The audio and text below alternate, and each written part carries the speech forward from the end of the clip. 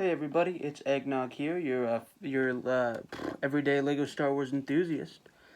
And I remember before like the first trailer for the Kenobi show even ever came out, they revealed some concept art.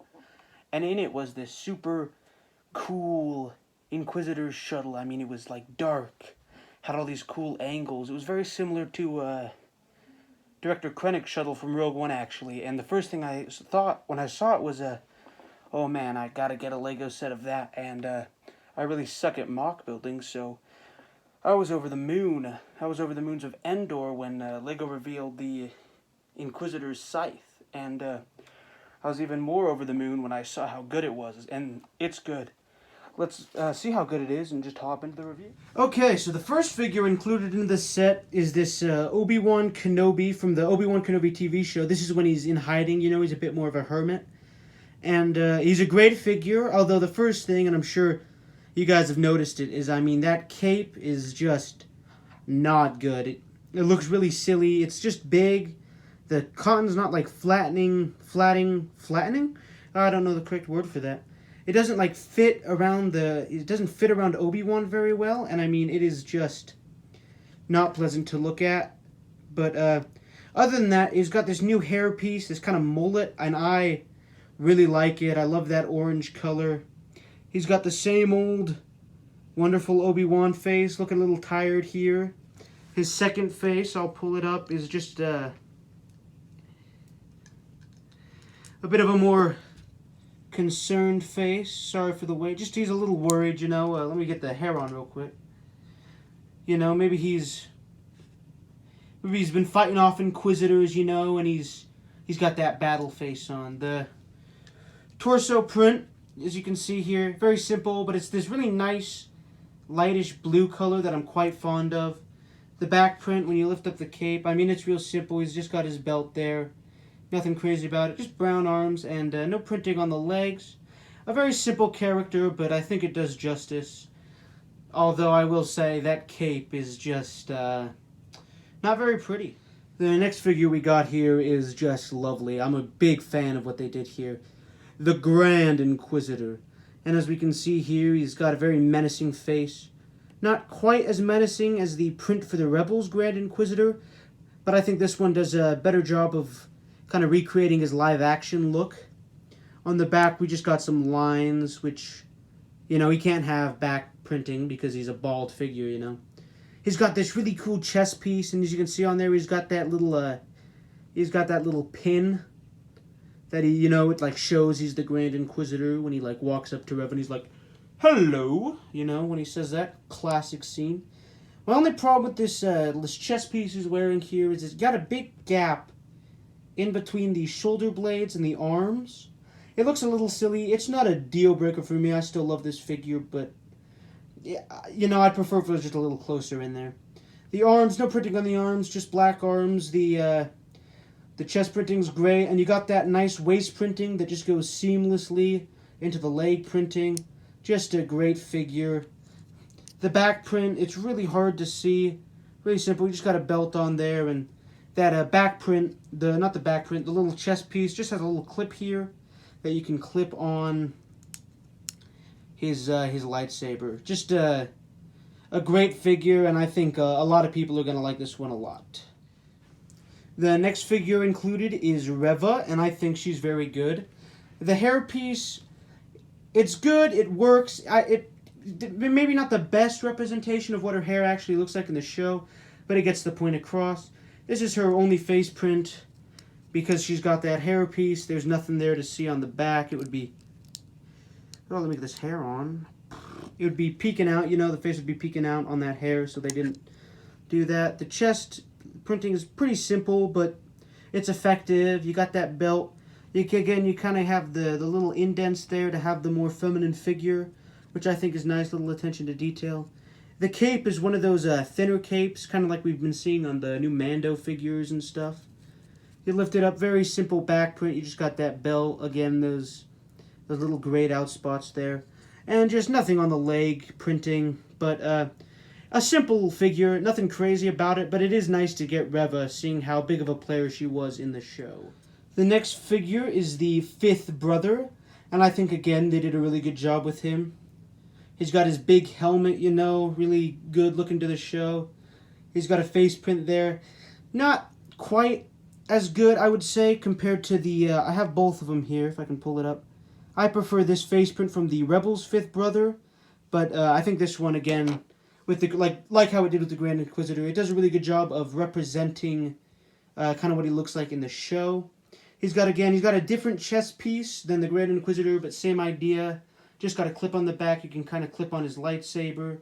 The chest printing is real nice. Again, like the Grand Inquisitor, he's got that waist printing that just seeps right into the legs perfectly. And I believe, if I'm not mistaken, yeah, they do have the same leg and hip printing, although the chest printing is slightly different. And you can see here, if my fingers don't get in the way, they do have the different chest pieces, which is nice. I like those little attentions to detail. I believe the chest piece is also different from the Rebels one, which is interesting. This is a good figure, a very good figure. I like him a lot, but at the end of the day, I do prefer this this Rebels version. But this is a great representation in the show, and I think fans of the Kenobi show are going to be glad to get this figure. So yeah, I can't understate how awesome it is to get all of these characters in the same set.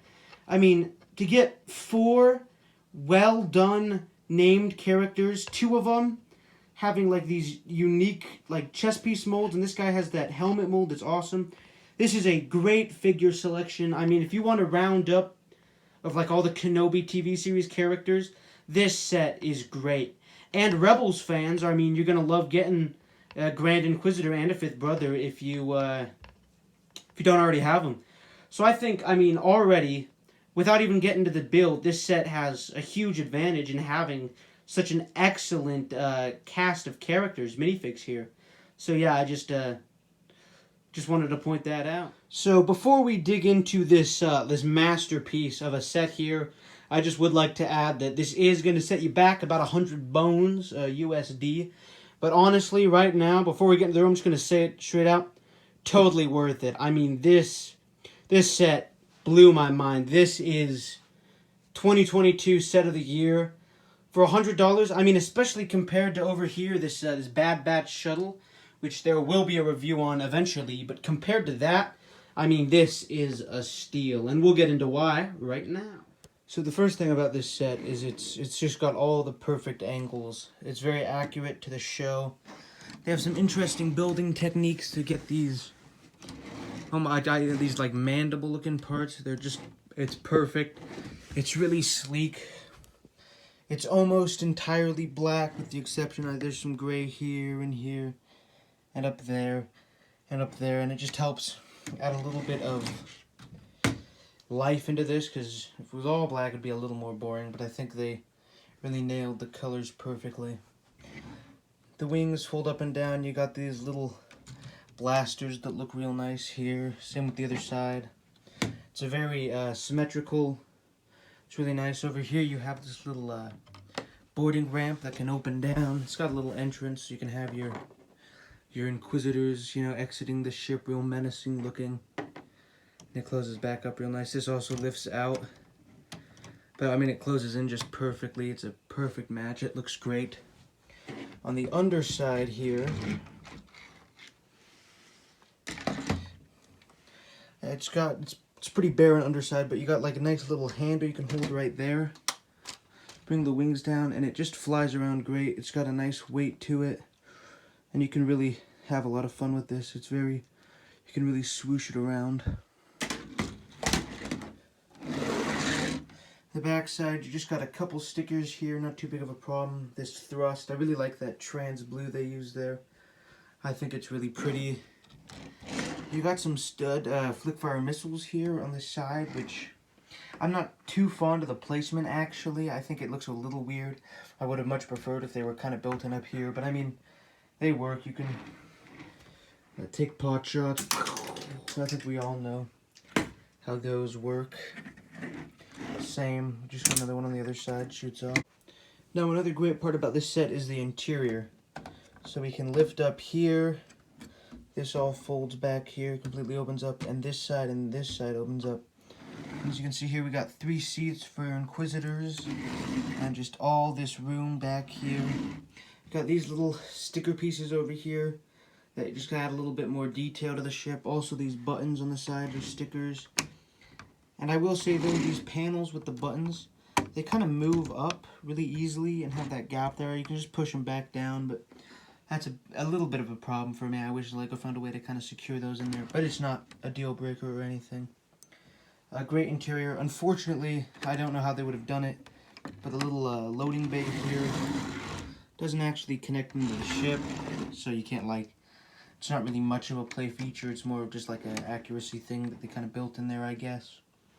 So, in here, you have some little like reverse stud holes. I don't know what they're called, but you can hold the lightsaber bits in there. It looks a little strange, but like it works because it's a good place to store them when they're sitting down, you know, because they have the handles clipped onto their back, but when they're sitting, you can't have them like sticking out, you know.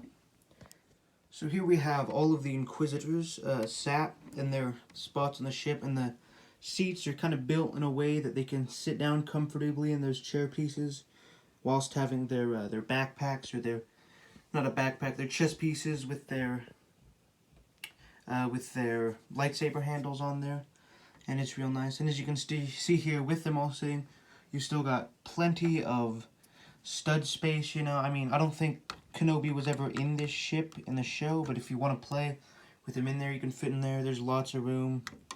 I mean, you can have your characters wherever you want in this ship. It's really great. And when they're all in there, closes up real nice and simple. And you can even see your the lighting's bad, but you can see the pilot in there, and it looks real great.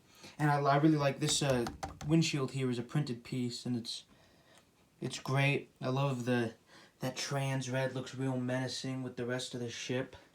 So for $100, it is incredible how much interior space and how just big, impressive, and menacing this looks, especially compared to last year's Bad Batch attack shuttle, which was about the same price.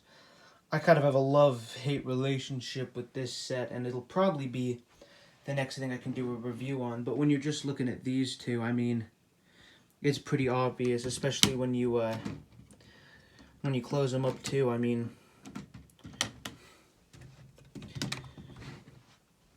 it's pretty obvious which one there is the better bang for your buck.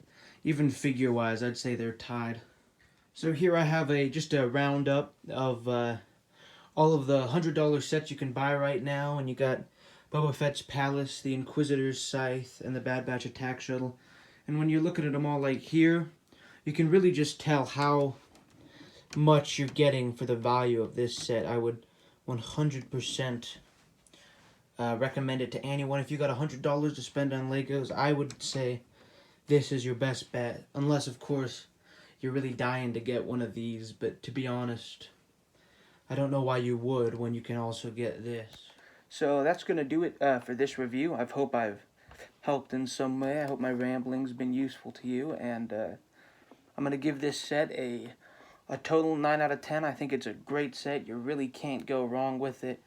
Kenobi fans and Rebel fans are going to get a kick out of this set. But I've been Eggnog, your everyday LEGO Star Wars enthusiast, and I hope you'll join me in the next review.